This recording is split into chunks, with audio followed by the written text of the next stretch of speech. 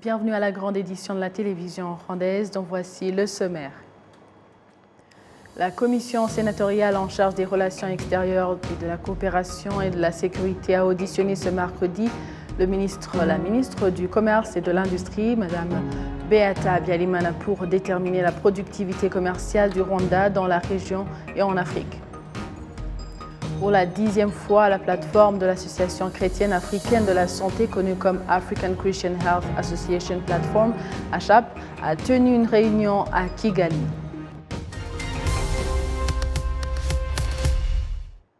Bonjour et bienvenue à la grande édition de la télévision rwandaise. La commission sénatoriale en charge des relations extérieures, de la coopération et de la sécurité a auditionné ce mercredi le ministre du Commerce et de l'Industrie, Mme Beata Byalimana, pour déterminer la productivité commerciale du Rwanda dans la région et en Afrique. Patrick Nilitandi nous fait le point.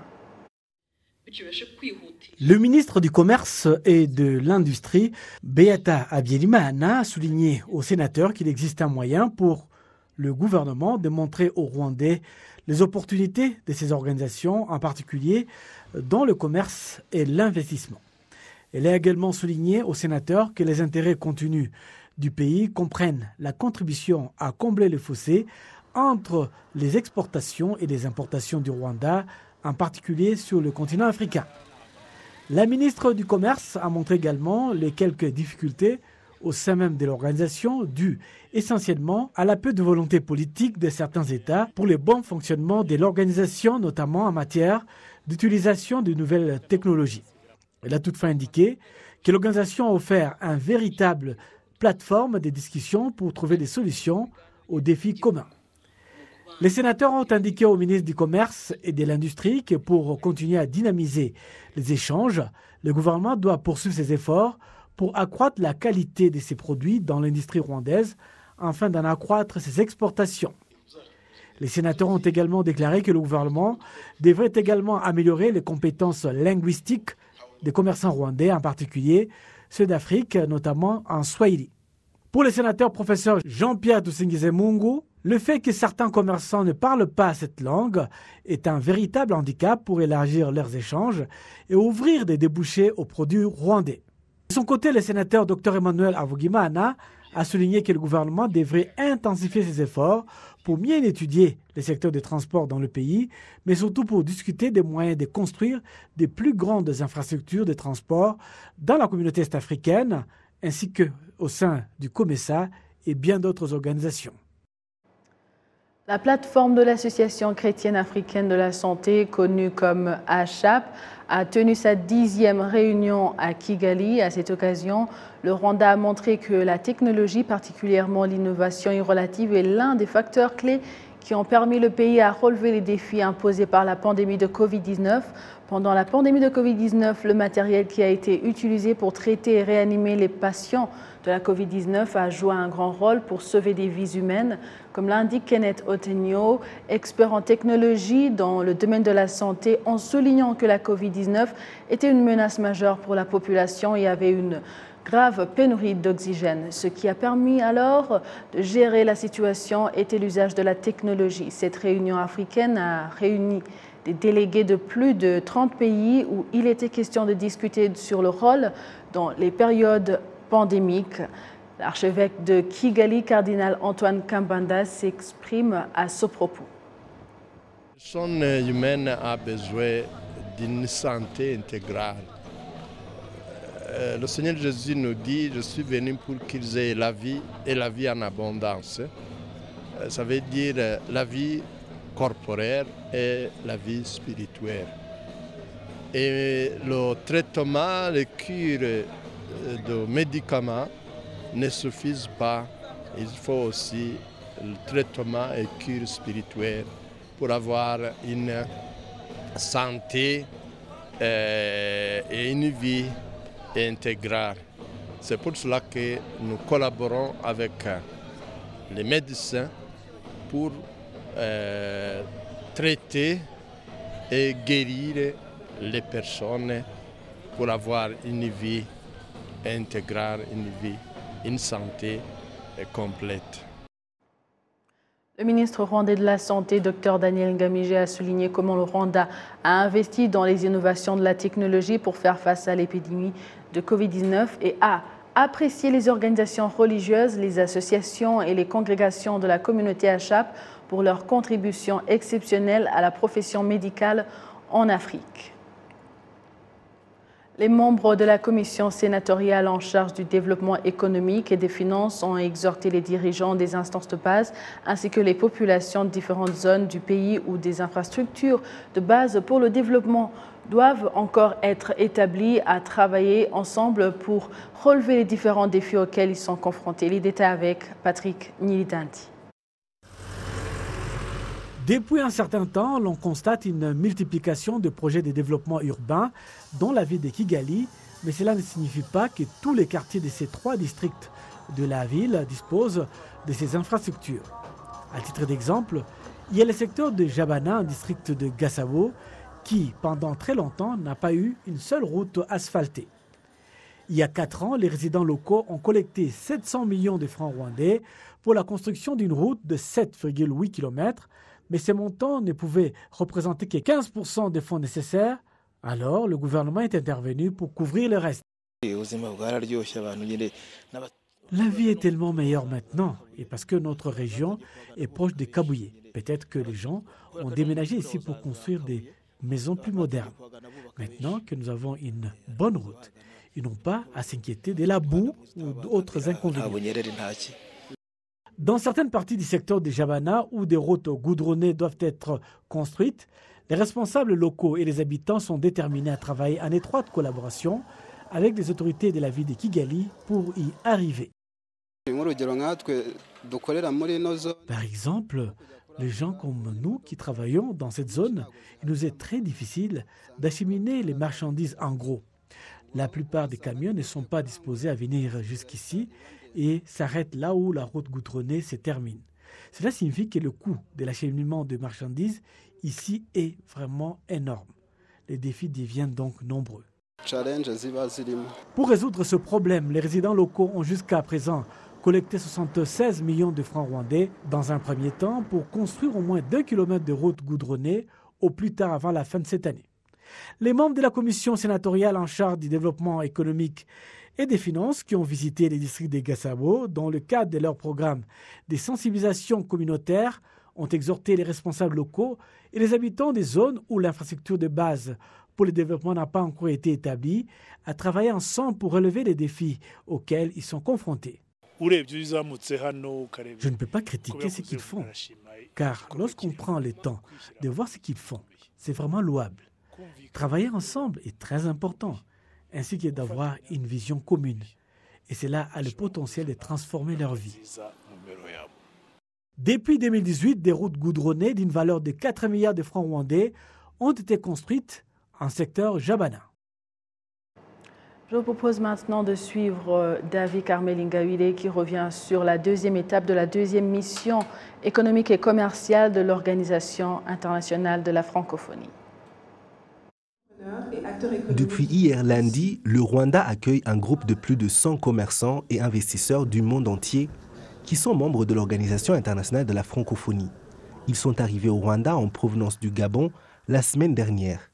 C'est après que l'organisation ait lancé un programme de développement des affaires et des investissements nommé la Mission économique et commerciale de la francophonie. L'un des principaux obstacles aux échanges et au commerce entre les pays de la francophonie est le transport. Toutefois, la secrétaire générale de l'Organisation internationale de la francophonie, Louise Mushikiwabo, affirme que le problème se résout progressivement, notamment avec l'annonce de nouveaux vols directs entre Kigali et Paris. Tous les opérateurs économiques qui étaient à Libreville sont venus à Kigali par Rwanda Air. Plus de 120 personnes ont pris le vol de vendredi soir, c'est ça. D'ailleurs, très bientôt, Rwanda Air Kigali-Paris,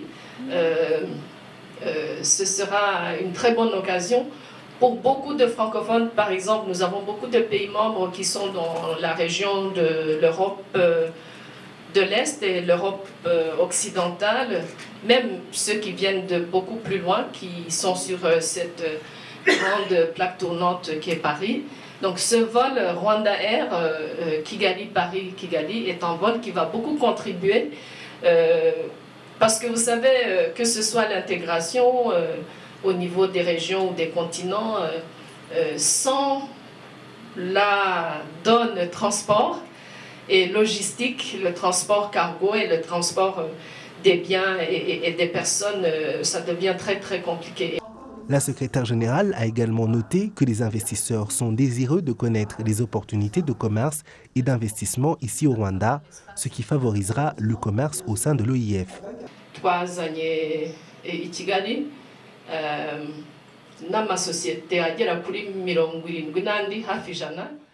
Nous avons fait venir à Kigali près de 100 entreprises de la famille francophone.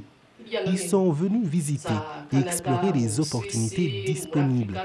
Et en ce qui concerne le Rwanda, nous avons beaucoup accompli. 3 entreprises ont signé des accords à partir d'aujourd'hui à Kigali. Notre objectif est plus grand, mais nous travaillons pour obtenir des résultats tangibles. Mardi matin, les investisseurs ont d'abord eu des entretiens avec leurs homologues rwandais et les autorités de promotion du commerce et des investissements pour mettre en évidence les opportunités dans le pays.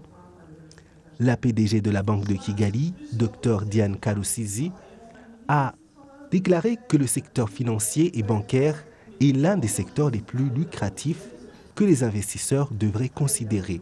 Le secteur des PME a un déficit de financement qui est estimé à $1 milliard par année.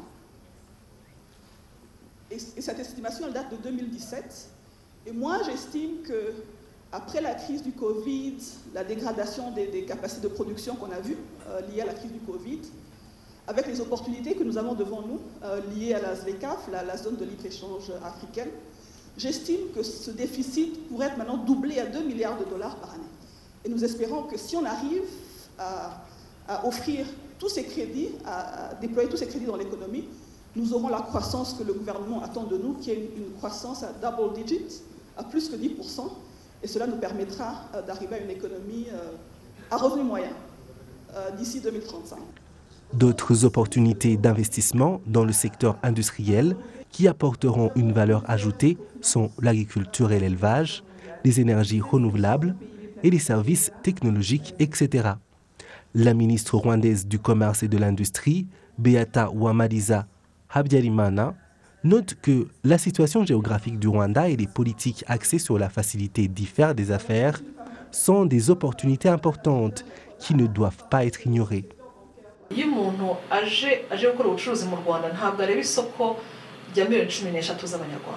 Quand une personne vient au Rwanda pour faire des affaires, elle ne voit pas seulement les 13 millions d'habitants du Rwanda comme le potentiel du marché.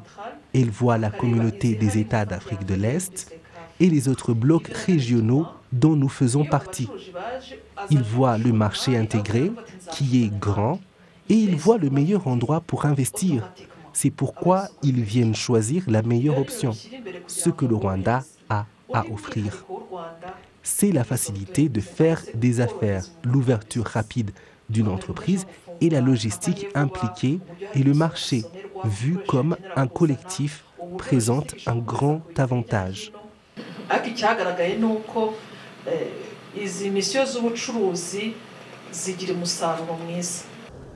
L'Organisation internationale de la francophonie est composée de 88 pays, soit jusqu'à 14% de la population mondiale.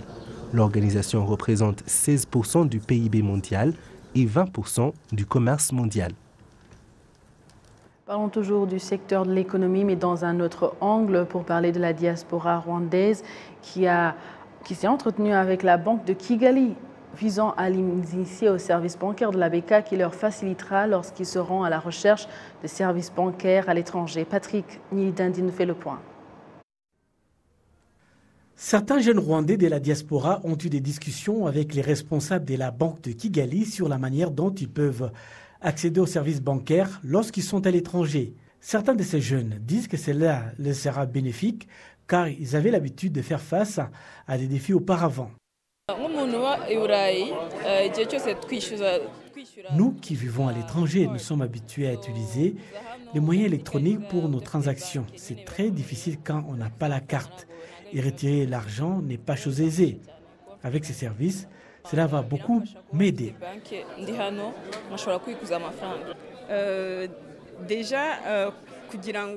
Comme Rwandaise vivant à l'étranger, cela va m'aider à avoir une banque au niveau local pour pouvoir retirer de l'argent. Souvent, quand je vis au Rwanda, j'amène une forte somme d'argent en billets des banques. Et si j'ouvre un compte ici, je n'aurai plus besoin d'avoir des liquidités en main, car on peut même se faire voler. Et cela allège les charges lors de retrait.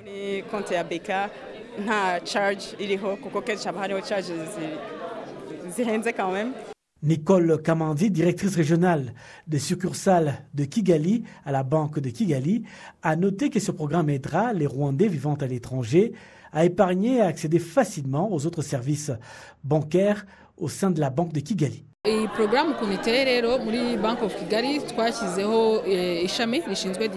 programme a été créé par la Banque de Kigali qui a mis en place une branche destinée à la diaspora qui nous aide à faciliter les transactions avec la diaspora en leur proposant des différents produits qui les aident lorsqu'ils veulent faire des investissements locaux.